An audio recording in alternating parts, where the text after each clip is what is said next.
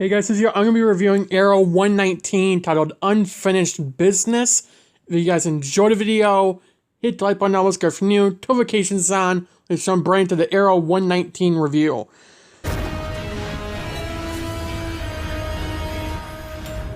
So it opened up at Verdant with, there's a party going on, there's a lady that got really high, or you assume drunk at this point, considering it's a club where you drink. She ended up in the middle of the street, and ended up getting ran over by a car, and she died. We later found out that she was actually on Vertigo. And Quentin came into Oliver and Tommy when they were at the club, because she was from the club, and assumed that they had something to do with it. And so Quentin's assuming that they're allowing drugs in there, which Oliver said they aren't, but she was being truthful about that. So however Vertigo got into that building, they don't know, but they need to figure it out. Oliver wants Tommy to get a list of all the people who work at Verdant to do background checks, which they pretty much already did. But if they've been arrested, to tie it in, see if it ties into any drug-related things or anything like that. So if it is that case, then we have people working for Oliver and Tommy that are possibly dealing with Vertigo, or left Vertigo laying around when they bought it. They just didn't use it yet. That's what's going through his mind. The Count is still behind bars, so whoever's selling Vertigo is unclear. It could be someone new, it could be him with an outside source, but the Count is full on psycho after Oliver dosed him with Vertigo the last time they fought, when Oliver didn't kill him. The Hood goes to talk to the Count. At the same time, Quentin and the doctor are going to see him. The Count is still psycho. He's pretty much just deluded, like, in the head. He's literally a psycho at this point.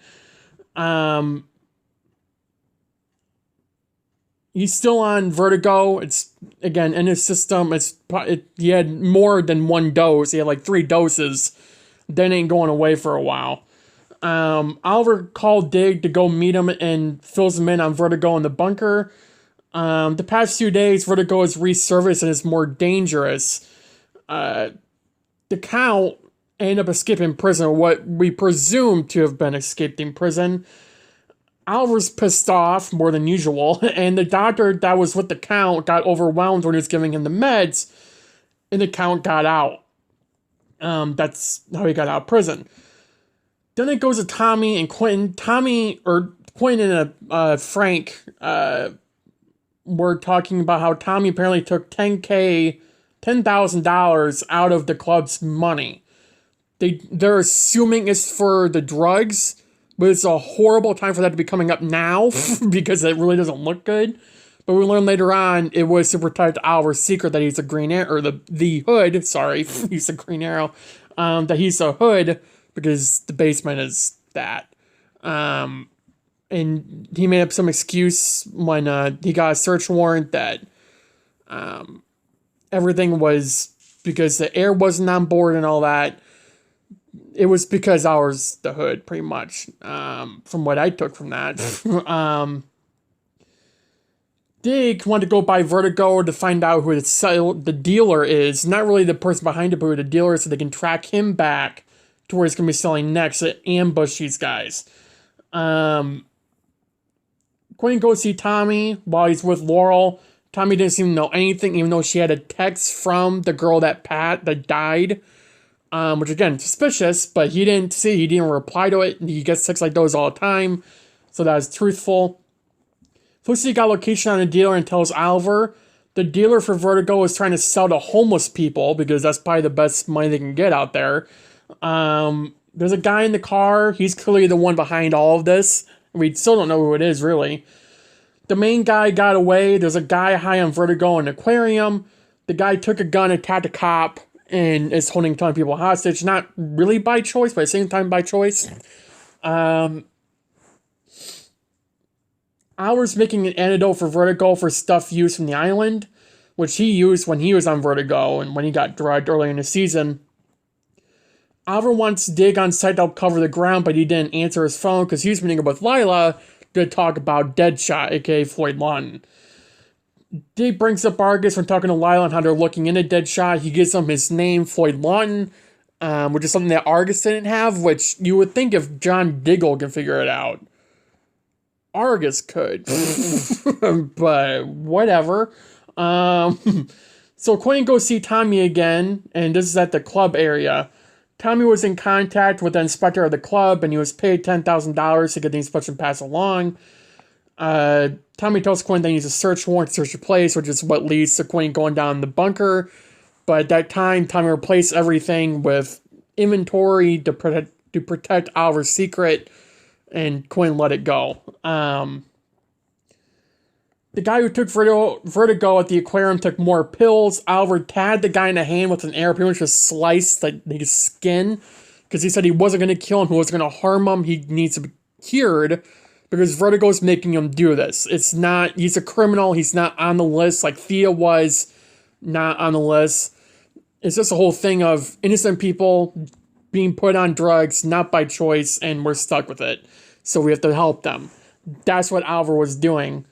And he caught up to him. The guy started running. Oliver chased after him, distracted him with water. He ended up on the ground, and he ended up dying to the vertigo.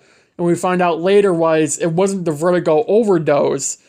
It was a antipsychotic that was in Vertigo now. It wasn't before. Someone put that in Vertigo, and they're selling it. That's what's killed these two people so far. Tommy are missing a date with Laurel. Oliver comes downstairs in the club when Tommy and Laurel are talking, and this is when Quinn goes downstairs with the cops and they search the basement. Tommy's pissed off that Oliver thought Tommy might actually buy drugs because he did it before. And it goes to Oliver being pissed off at Dig because Dig didn't show up to when Oliver needed him.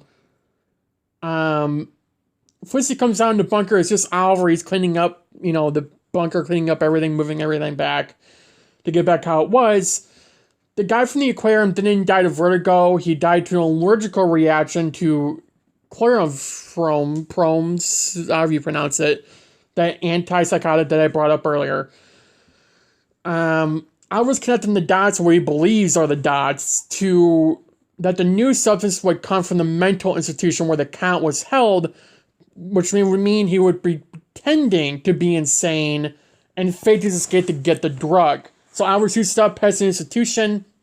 He hears the Count talking, heads in there. The Count is strapped to a chair and looks like he's being injected with stuff, or just like strapped like an electrocution type thing.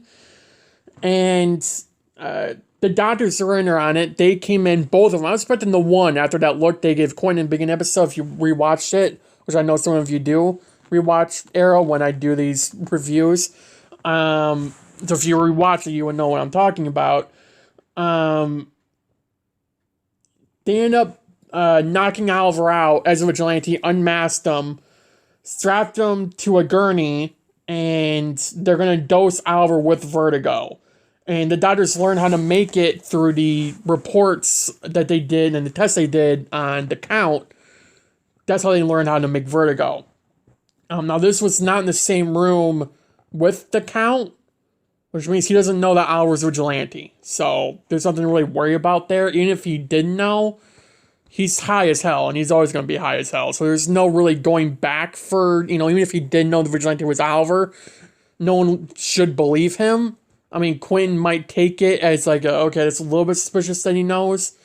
But at the same time, I mean, you could just blame it on the news reports with him saying that he was the vigilante. So, it wouldn't really matter either way. Oliver has a beeper in his sleeve, and it made an explosive arrow in his quiver blow up. At this point, they already forced Oliver to take vertigo. They held his head back, opened his mouth, and dumped a huge portion of vertigo into him. He got to his quiver where he hit himself with the antidote that he made early in the episode to stop him from dying to vertigo or just being high in general. Dig shows up, fights with one of the doctors, actually kills the doctor with electric pads. It was a really cool scene with Dig, because we didn't really get many fights with Dig in season 1, but it was still cool nonetheless. When he electrified him in the brain, which can kill you. You didn't know that. Well, you know now. So Oliver got his gear. He's still high, goes up to the other doctor. They're in like this bottom layers of the institution. Oliver puts 3 arrows on his bow, draws it back because he thinks he'll miss if he just shoots one. The doctor even thinks he does. So he puts 3 arrows on the bow, pulls it back, shoots, and 2 arrows fly by and 1 arrow goes right into him. I'm assuming he's dead because he knows Oliver's identity and that's not really safe for him to be alive. But, and I'm pretty sure they brought that he's also dead too because, it would be kind of weird if he didn't. The Count hasn't been pretending anything. He didn't pretend to escape. He didn't pretend to be insane. He is insane. And they let him out of that cell for all this to unfold. So that's the whole storyline there. Oliver was considering to kill the court, but he doesn't. And he brings up to Dig when they're in the bunker in the following scene that he didn't because he is changing. Oliver's changing. And that's obviously because of Dig and Felicity, which is interesting. Because if you remember in 810... the series Nav Arrow, which we'll get to in like 3 years time, they make the scene where Oliver becomes a better hero, where he stops killing people, way earlier. It's much earlier than when it comes to the Count. It comes to way earlier in the show. So it's very interesting to see that all play out and how different the timeline would be for Earth Prime Oliver than Earth 1 Oliver pre-Crisis. Quinn's at a bar drinking. He just has a soda. He's not actually drinking alcohol. Laurel went to go see him, and Laurel tells Quinn that they are good. There's no beef between them or anything, with Quinn going after Tom, which she was worried that there would be between Quinn and Laurel. Quinn tells Laurel she was right. He does get obsessed with cases, like with the Hood, and when he thought Tommy was the one behind the drugs and all that, he gets obsessed with them till he gets to the bottom of it no matter what, and he'll follow, his first hunch and only his first hunch. The club is important to Tommy, but not really for Oliver. For Oliver, it's just a front, so Tommy quit the club because it's clearly not important to Oliver to Tommy. Quinn's at a bar drinking, Dig and Oliver talk in the bunker. Oliver's making Deadshot a priority now, going to help track him down and stop him and kill him if he needs to, or let Dig kill him to get that justice he needs. And then Tommy goes to Malcolm for a job, and Malcolm agrees. So now we have Oliver's best friend working for his arch enemy for the season. So, in the flashbacks, we had to deal with Oliver slapping a bowl of water to learn strength. He pulled a bow back, which is the same recurve bow that he uses in the show. Well, not the same exact, but it's a recurve bow, which is difficult to pull back, and you do need strength for it. Otherwise, you can injure yourself. Not speaking from experience, because I have used a recurve bow before, and it is really heavy to pull back, so you do need a lot of strength to do it. That's why people use compound bows or mechanical bows, which we see in season 2, sorry. I think it's season 2 of Arrow, because Oliver's original bow broke, I think in 123 or something. Malcolm Byrne broke it. But,